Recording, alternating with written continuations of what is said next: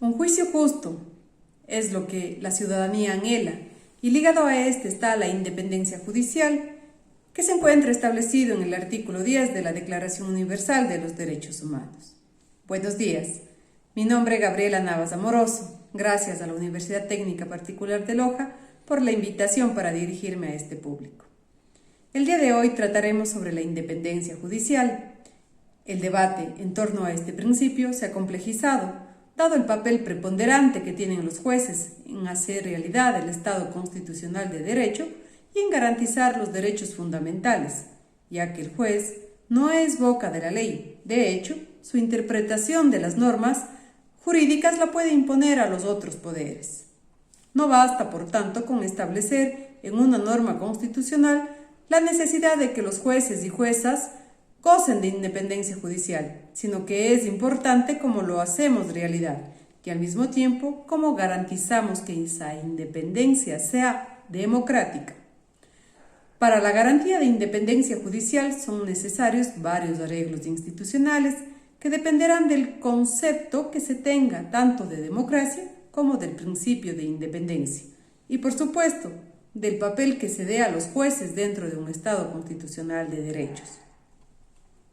Una corriente del constitucionalismo moderno o nuevo constitucionalismo concibe a la democracia como una forma de organización social y estatal, en la cual las decisiones que potencialmente afectan a todos los ciudadanos son tomadas por el pueblo mediante mecanismos de participación directa o indirecta, pero cuyas decisiones tienen como marco los derechos garantizados por la Constitución, es decir, los derechos fundamentales son los vínculos sustanciales de la democracia. Al respecto, cabe referirnos a lo manifestado por el autor Robert Dahl sobre la democracia ideal. El autor indica que si bien, como lo manifiesta Aristóteles, el término ideal es ambiguo, también Dahl indica que en un sentido se considera ideal un sistema si se lo considera aparte de o en ausencia de determinadas condiciones empíricas, condiciones que en realidad siempre están presentes en alguna medida. Los sistemas ideales en este sentido se emplean para identificar qué rasgos de un sistema real son esenciales o qué leyes subyacentes son fundamentales en combinación con factores empíricos para el comportamiento de un sistema en circunstancias reales. En otro sentido, un sistema es ideal si es el mejor desde el punto de vista moral. Dahl también manifiesta cuáles son las características de la democracia ideal. Indica que una de las características es la participación efectiva, es decir, antes de adoptar o rechazar una política, las opiniones al respecto. Igualdad de votos. Los miembros del Demos tienen la oportunidad de votar a favor o en contra de una política y todos los votos se computan igual. Electorado informado. Los miembros del Demos tienen oportunidad dentro de un periodo razonable de aprender acerca de la política y sobre las posibles políticas alternativas y sus consecuencias probables. Control ciudadano del programa de acción. El Demos pura y exclusivamente decide qué asuntos incluyen en la agenda de la toma de decisiones y cómo han de incluirse ahí. De este modo, el proceso democrático es abierto, en el sentido de que el Demos puede cambiar las políticas de la asociación en cualquier momento. Inclusión. Cada uno de los miembros del Demos tiene derecho a participar en la asociación. Derechos fundamentales. Cada uno de los rasgos necesarios de la democracia ideal prescribe un derecho que constituye en sí un rasgo necesario de la democracia ideal. Así, cada miembro del Demos tiene el derecho de comunicarse con otros, el derecho de que su voto se compute igual que los votos de los demás, el derecho de recabar información, el derecho de participar en idéntica condición que los otros miembros y el derecho, junto con otros miembros, de ejercer el control de la agenda. Por ende, la democracia es más que un mero procedimiento político, necesariamente también es un sistema de derechos fundamentales. Por esta razón, y con el fin de alcanzar una democracia ideal, considero que una de las reformas que se debería realizar a la actual Constitución de la República sería reformar el artículo 178 de la Constitución, que en su parte pertinente manifiesta: el Consejo de la Judicatura es el órgano de gobierno, administración, vigilancia y disciplina de la función judicial. A mi criterio, se debería eliminar el Consejo de la Judicatura, pues a pretexto de ser el órgano de regulación de la función judicial, no ha respetado la independencia judicial. Han presionado a jueces y juezas en la toma de sus decisiones, los que han tenido que ajustar sus fallos a los intereses del gobierno de turno, debiendo ser la Corte Nacional de Justicia quienes asuman sus funciones.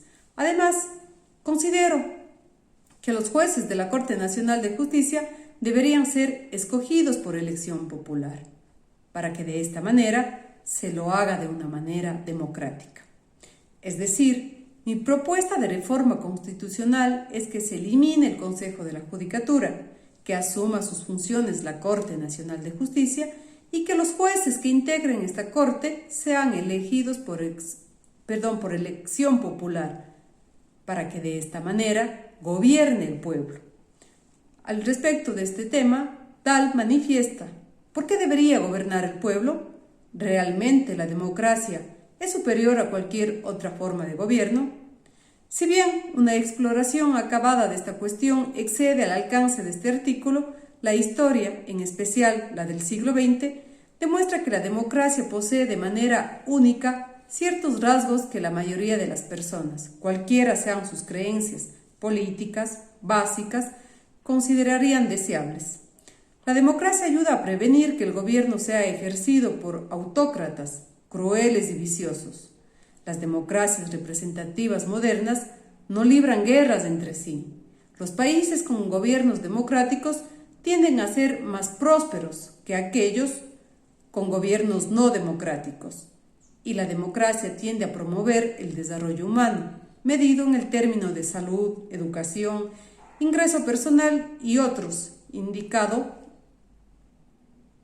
más plenamente en otras formas de gobierno. Al respecto, también cabe referirnos a lo que manifiesta Dahl sobre las instituciones políticas. Él indica que en las democracias representativas modernas, los rasgos de la democracia ideal, en la medida en que existen, se realizan a través de una variedad de instituciones políticas.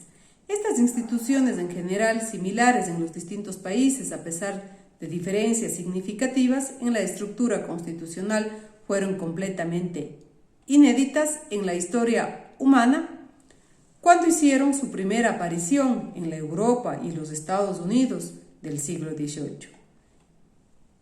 Entre los más importantes, como es natural, se encuentra la institución misma de la representación, mediante la cual todas las decisiones y las políticas de gobierno importantes son formuladas por funcionarios elegidos por el pueblo, que rinden cuenta al electorado de su accionar. Otras instituciones importantes incluyen elecciones libres, limpias y periódicas. Los ciudadanos pueden participar en dichas elecciones, tanto en calidad de votantes como de candidatos, si bien pueden imponerse restricciones en términos de edad y residencia. Libertad de expresión. Los ciudadanos pueden expresarse en público sobre una amplia gama de temas políticamente relevantes sin temor al castigo. Fuentes de información independientes. Existen fuentes de información política que no se hallan bajo control del gobierno ni de grupo único alguno y cuyos derechos a publicar información o difundirla de otro modo están protegidos por ley. Es más, todos los ciudadanos tienen derecho a buscar y emplear dichas fuentes de información. Libertad de asociación.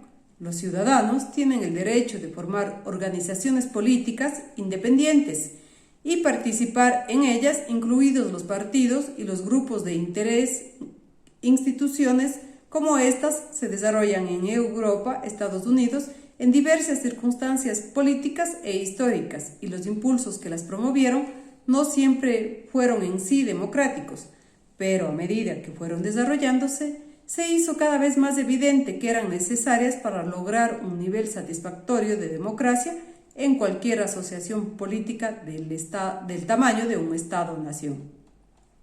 Por lo tanto, Es importante que los jueces de la Corte Nacional sean elegidos de manera democrática, fortaleciendo el control ciudadano. Esta reforma constitucional además contribuiría a garantizar la independencia judicial. Con el cambio que propongo, el artículo 178 de la Constitución de la República quedaría de la siguiente manera. Los órganos jurisdiccionales, sin perjuicio de otros órganos con iguales potestades reconocidas en la Constitución, son los encargados de administrar justicia y serán los siguientes: la Corte Nacional de Justicia, las Cortes Provinciales de Justicia, los tribunales y juzgados que establezca la ley, los juzgados de paz.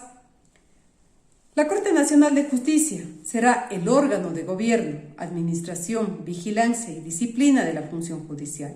La función judicial tendrá como órganos auxiliares el servicio notarial, los martilladores judiciales, los depositarios judiciales y los demás que determine la ley. La Defensoría Pública y la Fiscalía General del Estado son órganos autónomos de la función judicial. La ley determinará la organización, el ámbito de competencia, el funcionamiento de los órganos judiciales y todo lo necesario para la adecuada administración de justicia. De esta manera se garantizará que se pase de una democracia de autorización a una democracia de ejercicio en el Ecuador, pues, haciendo referencia al autor Rosan Bayón, que manifiesta: de la voz del pueblo al ojo del pueblo. La voz del pueblo tradicionalmente ha sido la de las urnas, aunque puede tomar otras formas de expresión, como por ejemplo los petitorios o las manifestaciones en la calle. Pero en la época de la democracia de ejercicio, es también el ojo del pueblo el que aparece para juzgar un papel significativo.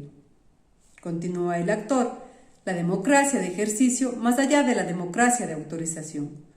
Nuestros regímenes pueden llamarse democráticos, pero aún así no somos gobernados democráticamente.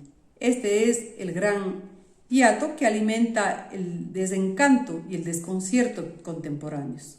Democracia de ejercicio puede ser enfocada en dos direcciones. En primer lugar, hacia los principios que deben regir a los gobernantes en su relación con los gobernados.